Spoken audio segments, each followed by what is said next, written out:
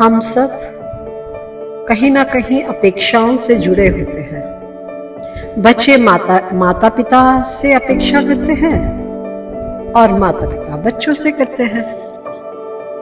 एक ही परिवार में 3 भाई बहन होते हैं। एक पढ़ने में बहुत होशियार होता है और एक स्पोर्ट्स में अच्छा होता है। माता पिता वहीं पर तुलना कर लेते हैं और उम्मीद करते हैं कि ये स्पोर्ट्स में अच्छा है तो एजुकेशन में क्यों नहीं अच्छा है।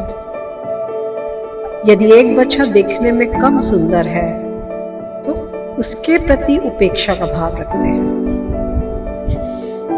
इसी प्रकार के ताने बाने को हम चारों तरफ देखते हैं। ये जो ताना बाना है ये सब हमारी इच्छाओं के कारण पैदा होता है।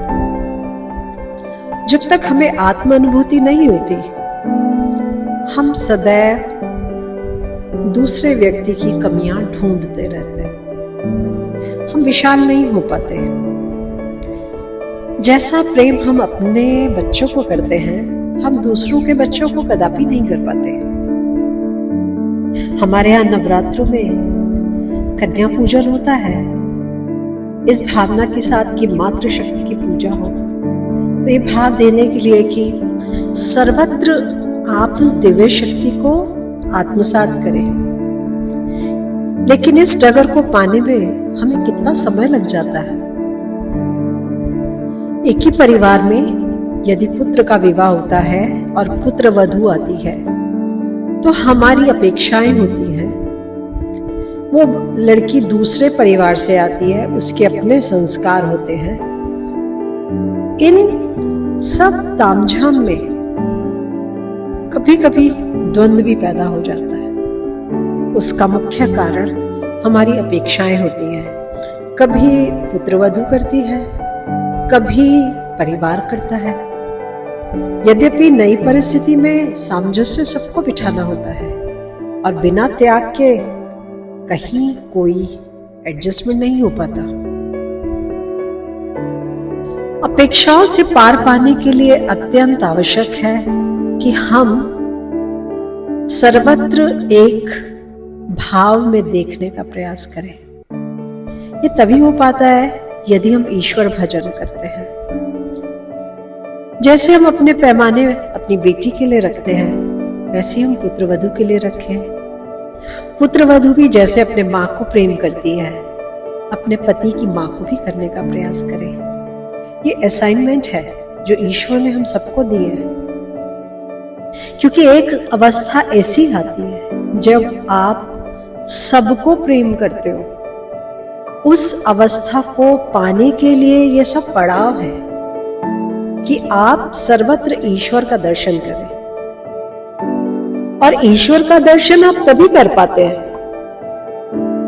जब आप ईश्वर भजन करते हैं। शुरू में आप सोचते हैं कि ठीक है जो चल रहा है, आप मैकेनिकली सब चीजों को करते हैं, आपके अंदर भावनाएं नहीं होती है। यद्यपि आपको सबके लिए सेवा भाव रखना है। जब आप सेवा करते जाएंगे तो प्रेम अपने आप उत्पन्न होता जाएगा। अपेक्षाएं जब होती हैं तो आप फर्क महसूस करते हैं कि मुझे ऐसा कहा, मुझे वैसा कहा, या इसने वैसा नहीं किया जैसे मैंने कहा। इन सब द्वंद्वों से निकलने के लिए हम सबको एक दूसरे को स्पेस देना चाहिए, अंडरस्टैंड करना चाहिए।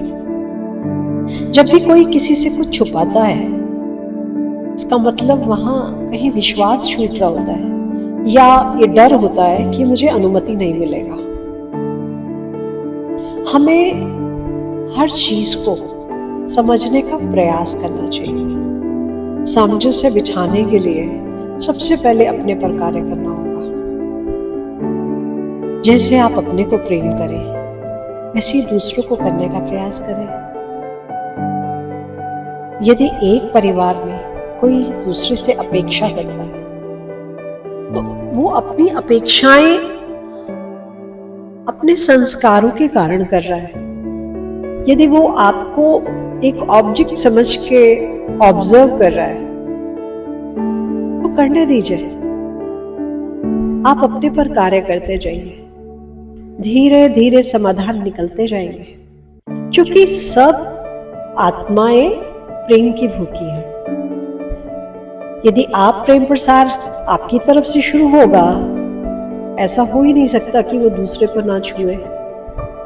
शुरू में आपको थोड़ा त्याग करना पड़ेगा, फिर देखते जाइए आपकी सेवा और प्रेम सबका मन जीत लेगी, क्योंकि सबके हृदय में ईश्वर तो वही है। जैसे आप अपनी माँ को प्यार करते हैं, ऐसे आप औरों को कर पाए, इसमें समय लगता है। जैसे जैसे आपकी भक्ति बढ़ती जाएगी, साधना करेंगे, आप सब में ईश्वर का दर्शन करने लगेंगे। आप किसी को हे दृष्टि से नहीं देख पाएंगे। कभी कभी आप किसी से यही अपेक्षा कर बैठते हैं कि सामने वाले ने मुझे थैंक यू नहीं बोला, या आपको कुछ और अपेक्षा हो जाती है। आपको इन सब से भी आगे निकलना है। याद रखिए, संसार में सब कुछ परिवर्तनशील है, कोई समय रुकता नहीं है। सिर्फ एक आपकी आत्मा शाश्वत है। जो आज समय है वो कल नहीं रहेगा, जो कल था वो आज नहीं है।